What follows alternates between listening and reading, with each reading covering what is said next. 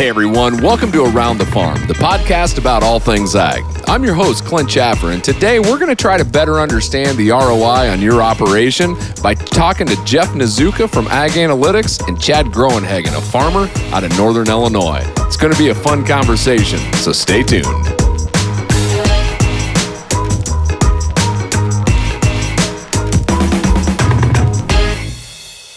Hey guys, thanks for joining us here today on Around the Farm. How about you give our listeners a little bit of background? Jeff, you want to go first? Sure. Thanks for having me. So Jeff Nazuka, again, a little bit about myself, I guess. So originally I'm a California guy, and back in college, I studied environmental economics and policy as well as food systems. Learned a lot about the American ag industry as a whole, some of the challenges it was facing. And I decided I wanted to work in ag and really make a difference for the folks who are doing a lot of our growing for us. And then so after I graduated, I looked for a job, and I was lucky enough to find Ag-Analytics and the Profit Layers platform. And now I'm blessed to be able to work on bringing this to growers and hopefully save them some time and money and improve their workflows. So that's fantastic. It took me a while to understand, being in the Midwest, that, California has, I think they're one of the most diverse agriculture states out there. So a lot of agriculture around there.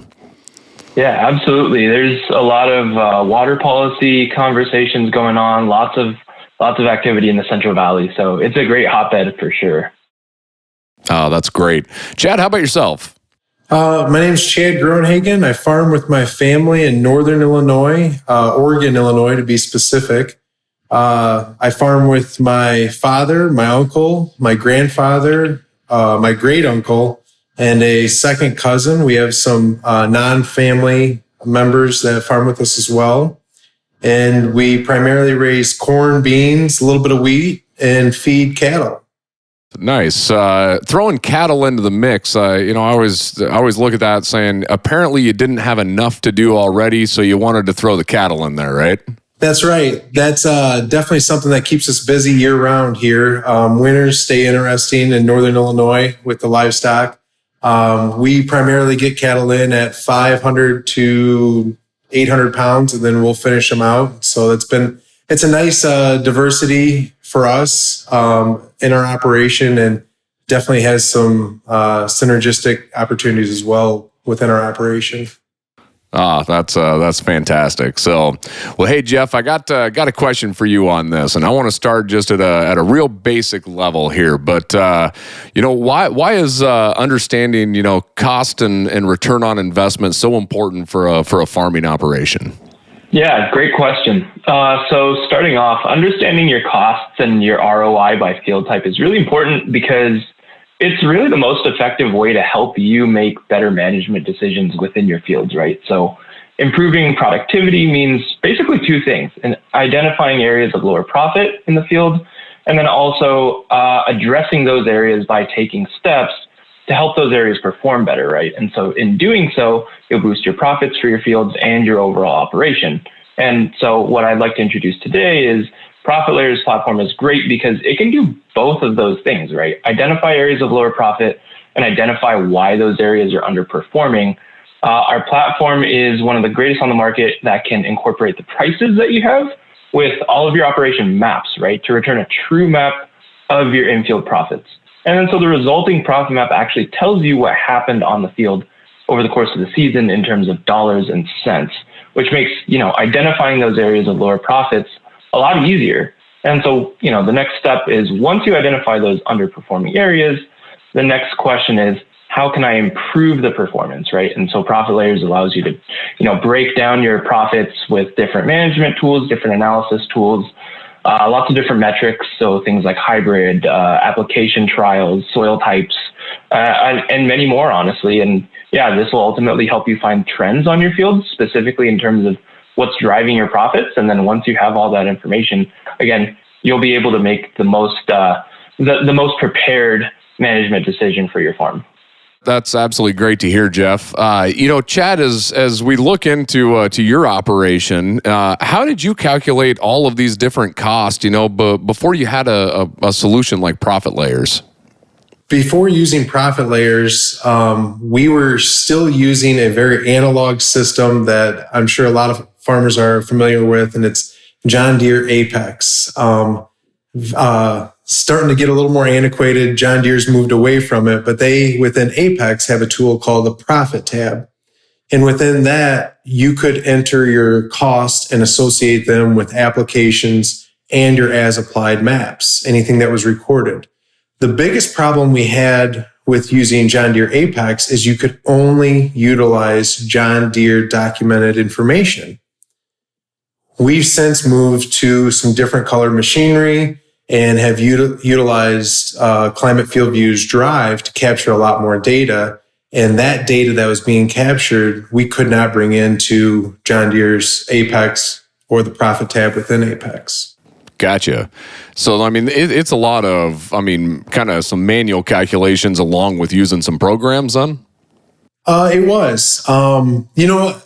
There was some automation there, but a lot of it, you had to kind of back that data in. And there was still a lot of spreadsheets being used and a lot more manual calculations than we currently need to use now using profit layers. Well, and you mentioned Climate FieldView and that connection, and if I understand right, FieldView connects seamlessly right into profit layers. How has that been able to be implemented in your operation? Yeah, it was a pretty seamless transition. You just jump into profit layers, you sign the permissions or check the permissions, and then that data and those maps that you've already created within Climate just flow straight into profit layers. So extremely seamless, easy to do. And, all that data that we had been collecting and storing within our Climate FieldView now just flows straight into our profit layers. So we're able to use some of the maps that maybe we couldn't get into other systems that are a little more color dependent, where FieldView allows a lot of documentation across a lot of different brands. Now we could bring all that into our profit layers.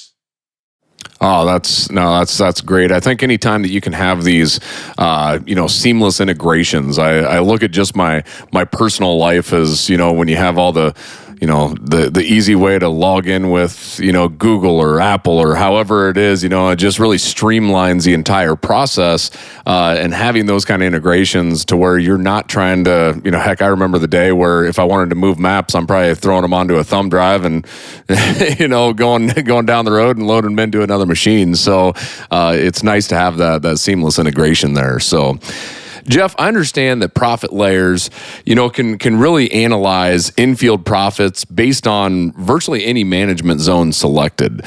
Can you really go into that and kind of explain to the listeners and viewers really how that process works?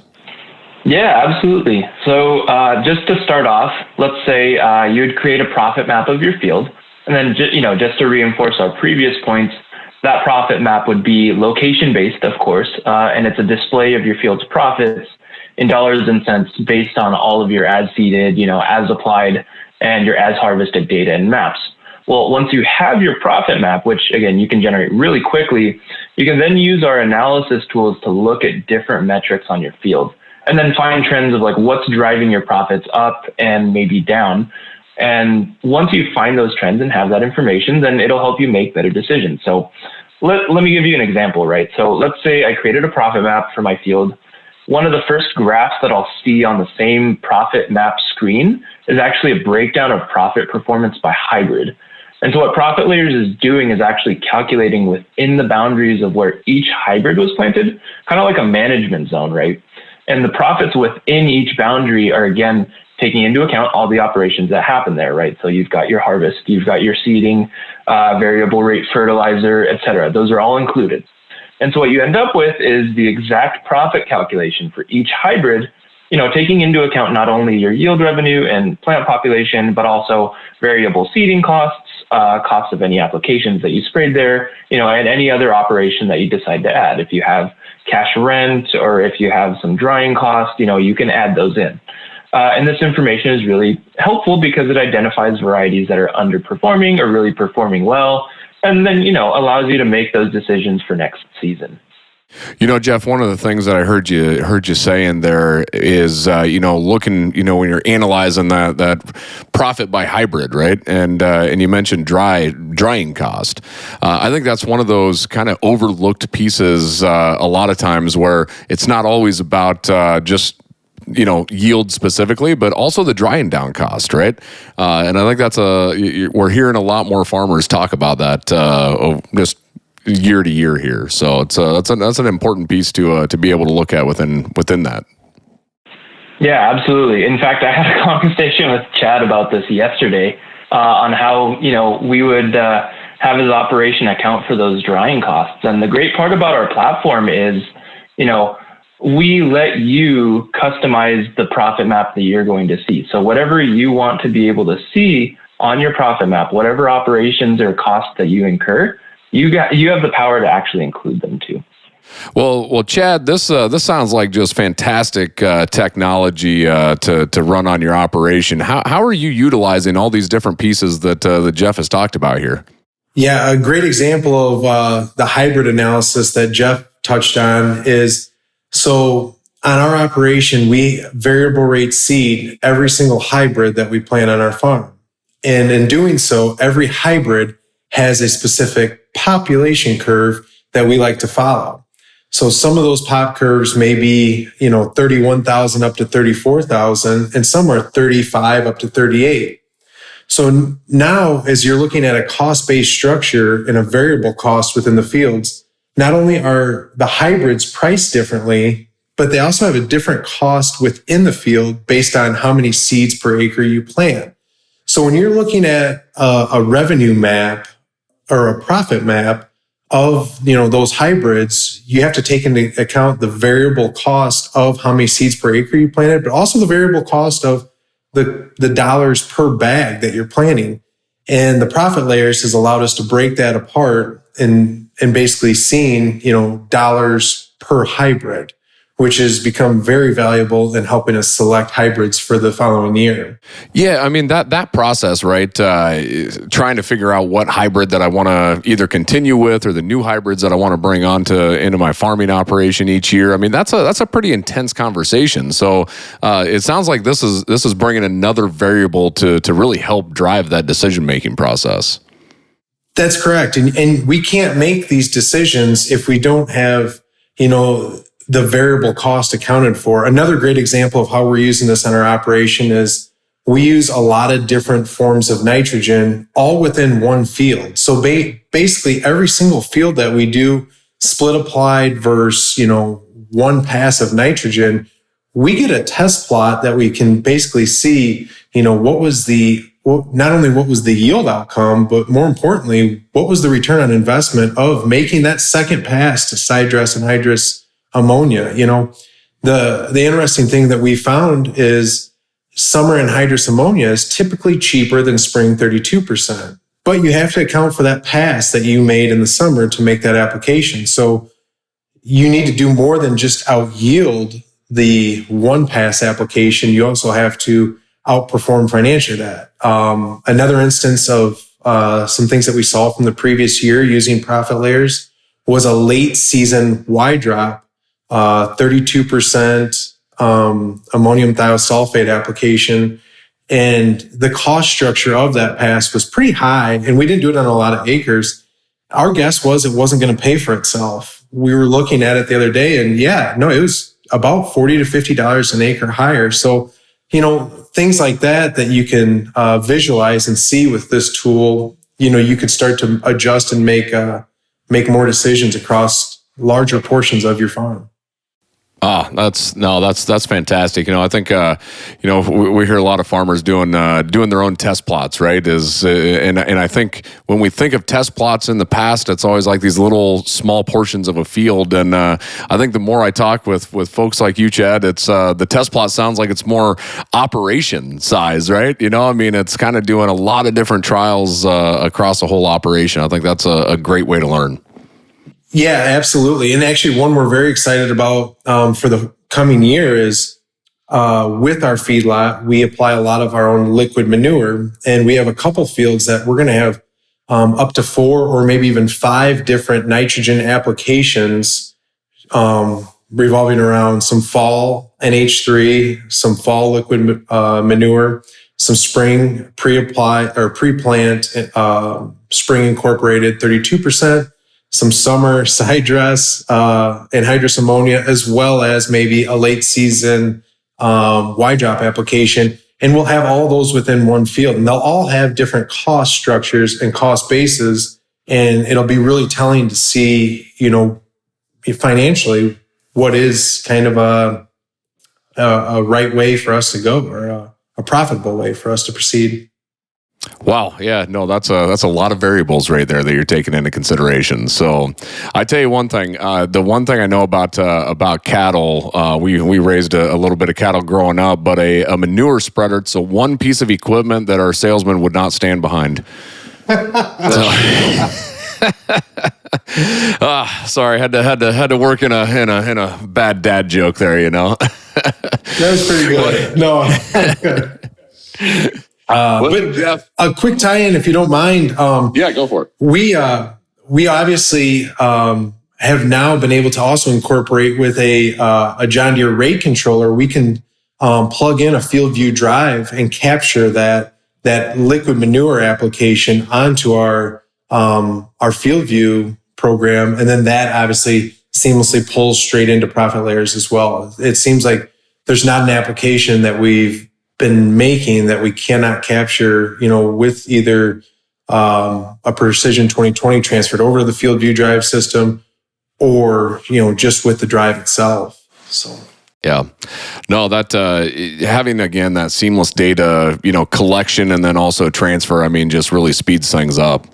As we're talking about cattle and things of that nature, and a lot of row crops, Jeff, are there other solutions for folks that are working in maybe some other crops or maybe ranchers out there? Yeah, absolutely. So, first point, we, again, built our system for flexibility, right? So as long as you've got some geospatial data for your production, you can build a profit map and run the different analysis tools, including multi-year profit forecasts and things like that. If you don't have the precision equipment, we have some zone drawing and operations creation tools too. So we'll give you the ability to create your own data very quickly and very seamlessly, whether that be production data, cost data. That said, the bulk of our users that we interact with are mostly row crops, right? And obviously the precision equipment for yield monitors and such, broadly equipped for those types of crops. But there are definitely other possibilities for sure. So, if you're a specialty crop grower, tree crop grower, rancher, anyone else looking to really understand your operations profits, get in touch with us and we'll get you moving in the right direction. Oh, that sounds great, because I know there's a lot of times that folks in those kind of sectors are trying to mold different programs to make them work, but it really sounds like you guys have a lot of flexibility, to really tailor it to their operation. Absolutely. We're shooting to make your life easier for sure. And with our one-stop shop, essentially, for all of your different analysis tools and such, we're hoping that, you can spend less time having to crunch numbers and spend more time where it really counts. That's fantastic. So, well, Chad, I got another question for you, if you don't mind. As we talk about these different variable rate cost and different profits in different areas of your field, if you find areas or maybe even a field that isn't at the profit side that you want it to be or need it to be, what are some of the actions that you immediately kind of just navigate to of saying, okay, this is going to be a change that we're going to try changing that up? Yeah, absolutely. So I think the easiest thing that the tool kind of shows you is, on a cost-based structure, is if this field is not giving you the return on investment that maybe other fields in your operation are, what is the variable that is different from the other fields that you're looking at? Is it a cost-based variable, or is it a return? Is it a income variable that you're not seeing? Those are some things that we've generically looked at as, well, this field underperforms yield-wise, but some fields just flat out cost more to farm. And, whether it requires more fertilizer, higher cash rent, and those variables can be visualized very easily within the profit analysis tools and profit layers. Well, I know I was looking at profit layers. Jeff allowed me to look at a couple of Dad's Fields on there before we jumped on, and one of the things that I noticed in just a few of the fields I was looking at was the importance of elevation, right? Which really takes me down the drainage path, and I think the way I was looking at this, I think this makes it a lot easier to justify really investing into whether it's tiling or leveling or anything of that nature. But I think it really helps justify that cost. Have you ran into any of that, Chad, of utilizing it for drainage? We haven't yet to that point, and that is actually one aspect that I'm excited to kind of dive into. We have a lot of variation between our fields. Around our home operation, we have a lot of general roll and a lot of surface drainage, where the subsurface drainage is basically just chasing down some wet spots. But then as we go to the southeast of our operation, it gets extremely flat, a lot of drainage ditches, a lot of pattern tiled systems go into fields. And so while we've done a lot of pattern tiling on those fields, the areas that we have not, I think it'll be interesting in the coming year to be able to overlay, some of that profit analysis with elevation. I think it'll be pretty telling. Yeah, no, absolutely. That's fantastic.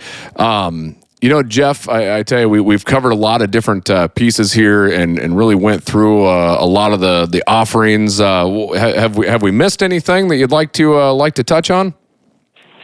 Actually, returning back to that point about elevation and drainage, just real quick, I might as well plug our elevation and drainage tile service as well. We've got a partnership with some fantastic folks out of Central Illinois, out of Diggs Associates, and they can get you set up correctly with an elevation tile engineering project. And if you want to go a step further and actually get the project installed, they can take care of everything for you. So thought I'd give them a shout out here too.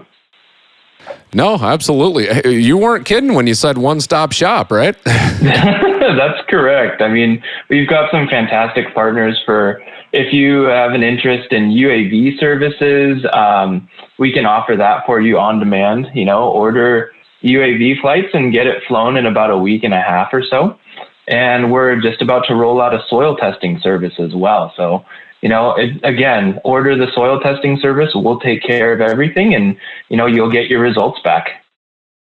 Oh, that's great. I've pulled a lot of cores in my life running around fields. So anytime you can find somebody else to do that, that's great. So, yeah. Hey, on that, Jeff, I mean, there's just a lot there and a lot to consume. How do folks get a hold of you? Yeah, so honestly, the easiest way to get started with profit layers is just to start the integration process with your Climate FieldView data. Just visit profit.ag/integrate. And then through the integration process, you'll create a free account, link your Climate FieldView data. If you have any other questions, our website at profit.ag is a great place to find more information. And then our website also has a form to get in touch with us and request a demo. And then our website also has a help center that covers a good portion of topics as well. So, overall, we've designed the system to be really easy and independent, so you can get on your data and operations up and running really quickly on your own. But of course, if you want to schedule a one-on-one demo, we're more than happy to get on the phone with you. Yeah, I can vouch for that too, Jeff. I mean, you told me where to go and what button to push real quick, and I think I had my dad's integrated in with you in about a couple minutes. So it was a very very streamlined process there. Great to hear. Yeah, that's what we're shooting for. Absolutely. Well, hey, as we come here to the close of the show, we always like to end by asking, really, what's the best piece of advice that you've heard when it comes to farming? And Jeff, I'll ask you to answer first. And so what's that best piece of advice that you've had? I think I heard this one the other day, but I'll go with the phrase, "It's only weird if it doesn't work." I had a really insightful conversation the other day with a grower who was, let's say using some interesting management practices for her area, and she admitted as much and saying she was getting some strange looks from the neighbors and whatnot. But, ultimately when your APH is sky high and your profits are doing right, then, again, it's only weird if it doesn't work, right?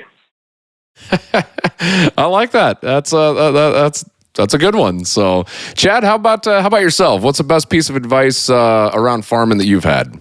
It's probably coming from my grandfather. He told my uncle, who's passed it on, and told me and my father for years. He said, "Farming's not that hard." He said, "Go find someone who does it well and do what they do. Just copy them." I like it. Yeah. If somebody's already found out the how it works, do it the way they do it, right? No, that's absolutely great, guys. And I just want to say thank you so much for taking time out of your guys' busy days to come join us on Around the Farm. This has been a fantastic conversation, and hopefully y'all will come back on in a later episode. Would love to. Thanks, Clint. Absolutely. Thanks for having us, Clint. Hey, I want to give a special thanks to Jeff and Chad for joining us today. That was a great conversation. And also, we'd ask that if you like this podcast, be sure to, like the podcast and subscribe and ring the bell to get notified each and every time that we push out new content. And also, as a reminder, we're available wherever the heck you listen to your podcast at. So whatever your favorite app is, go ahead and download it and subscribe. And also, with spring just around the corner, we'll be sure to see you around the farm.